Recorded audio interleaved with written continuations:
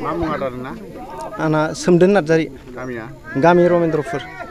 सिगां बबे राजखान्थि दोलोआव दंमोन? सिगांथ' राजनितियाव आङो जेबो राजनितिजों लोब्बा गैथ'आ। आं लेना देना हिसाबै आं लाथ'वाखै। आङो इन्डिपेन्डेन्ट हिसाबै आङो थांनाय एमपि इलेक्सनाव आङो कंग्रेसआव होना हरदों। आङो UPPL, BJP, BPF जेरावबो होआ होननानै जोंनि दलानो जोङो इन्डिपेन्डेन्ट हिसाबै होना हरदों आरो। ओमफ्राय दा जोङो मानो बेखार इन्डिपेन्डेन्ट होना हरदों होननानै जोंना केन्डिडेटआ नैबे दानि जिनाखि BTC इलेक्सन, बे BTC इलेक्सनाव जोंनि सराइबिल समस्तियाव जोंहा राजु सार मोजां केन्डिडेट मोनदों। बिनि जुनै जोङो बेखौ मोजां मोननानै जिखुनु बियो जोंनि मोजां गाज्रि गामिनि गासिबो समान नोजोरजों नायो हिसाबै जोङो बेखौ मोजां मोननानै दा जों जेनाखि सिगां गुबुन दोलोआवहाय भट होदों बे भटार्सफ्रा दिनै जमा जानानै जों राजु सारखौ मोजां मोननानै दिनै जगदान जाबाय आरो UPPLआव। मा हाबाफारि लादों दिनै? जोंहा दिनै नन्दिपुर प्राइमारियावहाय दिनै मोनसे जयनिं हाबाफारि लादों। बे जयनिं हाबाफारियावहाय जोंनि दिनैहाय नन्दिपुर प्राइमारिनि सिङाव थानाय इउथफोरा दिनै 90 जन बिथांमोना दिनै इउथफ्रा नैबे जोंनि UPPL सरकाराव अर्थात जोंनि सराइबिल समस्तिनि सिङाव थानाय बिथांमोना जोंनावहाय जयनिं जाफैदों। बिथांमोना सिगां बबे राजखान्थि? बिथांमोना सिगाङावथ' BPFआव दंमोन आरो BJPआव दंमोन, कंग्रेसआवबो दंमोन। दा बे आरोखि दा बिथांमोना जोंनि सरकारखौ मोजां मोननानै जोंनावनो जयनिं जाफैबाय। दासिमाव माबायदि साखाफारा जाखो नोंथांमोनहा? जोंहाथ' 100आव 100 गासिबो जोंनि हान्जाखौनो मोजां मोनजोबो। नोंथांमोना नुदों जेरावबो जयनिं जानाय, जेरावबो थां जेरावबो जयनिं जानाय। अर्थात जोंनि BTRआवनो जयनिं प्रग्रामनि दोहौ जानानै दङ आरो दा। मा मुं नोंना? आंनिया सोमखोर बसुमतारी। आं थांनाय बोसोर MP इलेक्सनावनो आं जयेन जाखादोंमोन BPFआव। दा BPFआव जेबो स्कप मोनैनि थाखाय दिनै आङो नैबे जोंनि केन्डिडेट जेनाखि सराइबिल ना 5 नं सराइबिल कनस्टिटिउन्सियाव आंखौहाय जेनेबा आं बिनि माबानि जानानै राजु सारनि जानानै आङो दिनै सापर्ट होनो ओंखारबोनो जों इउथ्सफ्रा गासै दङ 30+ दङ जों दायो। BPF राजखान्थि दोलोआव माबाफोर बिबान दंमोन नामा? आंथ' BPF पार्टियाव ओरैनोब्लाबो आङो मा होनो नैबे माने जोङो वार्कार हिसाबै जों सिगाङावनो ओंखारखादोंमोन। ओमफ्राय बेवहाय माखासे बेले बेजे नुजाथिदोङो। बे नुजाथिनायाव जोङो माखासे इउथ्सफ्रा लाइमोनफ्रा फिउचारखौ सानो नालाय, बे साननायनि उल्थायै जादों आरो BPFआ दा बेबायदि खामानिखौ जोंनो मावनो होनो हायाखै। बेखायनो जोङो दिनैहाय जों गावनि अन गोसोजों जोङो UPPLआव जयेन जादों।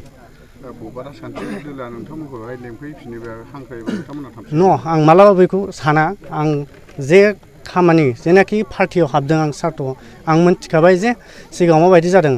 नाथाय दानि सरकारा माने मोजांखौनो मावदों, गाज्रि नङा। आं बेखौनो हास्थायदों दि आं नैबे इउथ्सनि जानानै आं मोजां मावलांगोन आरो आं गुबुनावबो मालाबाबो जयेन जाफिननायनि आं खुगानिफ्राय ओंखारनाय नङा।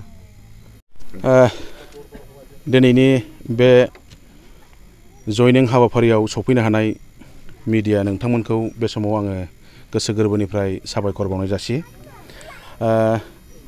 बेवहाय दिनै UPPL दोलोखौ मोजां मोननानै 90निबो बांसिन जोहोलावफोर आरो पेरेन्टफोर 3 गामिनिफ्राय फैनानै जोंनि UPPL दोलोआव जयेन जाफैदों।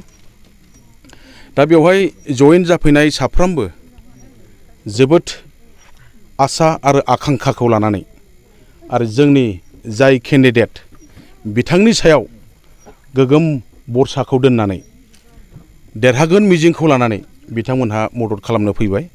बेवहाय फैनाय साफ्रोमखौबो आङो बरायबाय UPPL दोलोनि जानानै।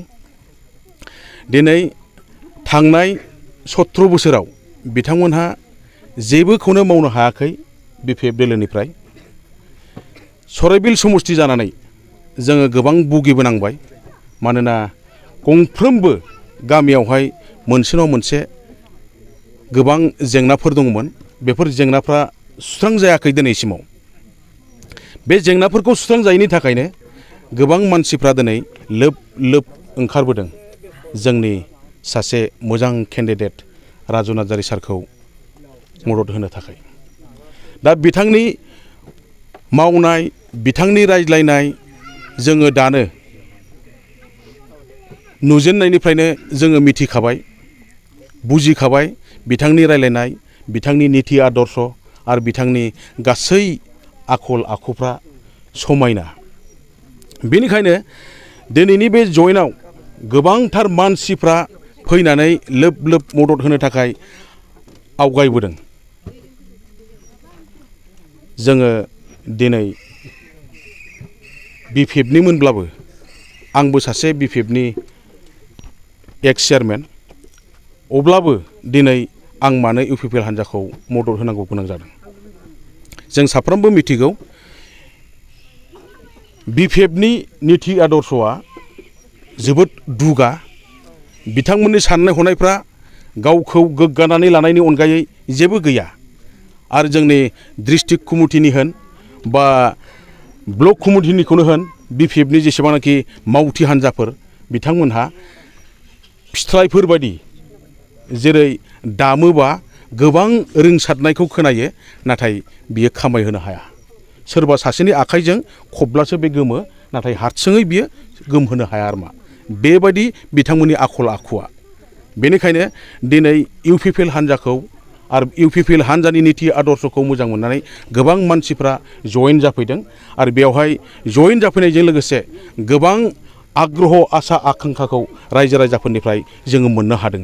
बेनिखायनो आङो बे मिडियानि जुगेदि खावलायहरनो सानदों जेसेबांनाखि जोंनि सराइबिल समष्टियाव थानाय भटार्सफोर रायजो राजाफोर आइ आफाफोर नोंथांमोनखौ आं खावलायहरदों बे मिडियानि जुगेदि नोंथांमोनहाबो लोब लोब फैदो। दिनै सासे मोजां समायना मोजां आखल आखुनि केन्डिडेटखौ जोङो मोननो थांगासिनो दङ। बेनिखायनो आं खावलायबाय बरायबाय नोंथांमोना बयबो UPPL हान्जाखौ फैनानै ज' ज' लैहोर लैहोर फैनानै मदद खालामफैयो।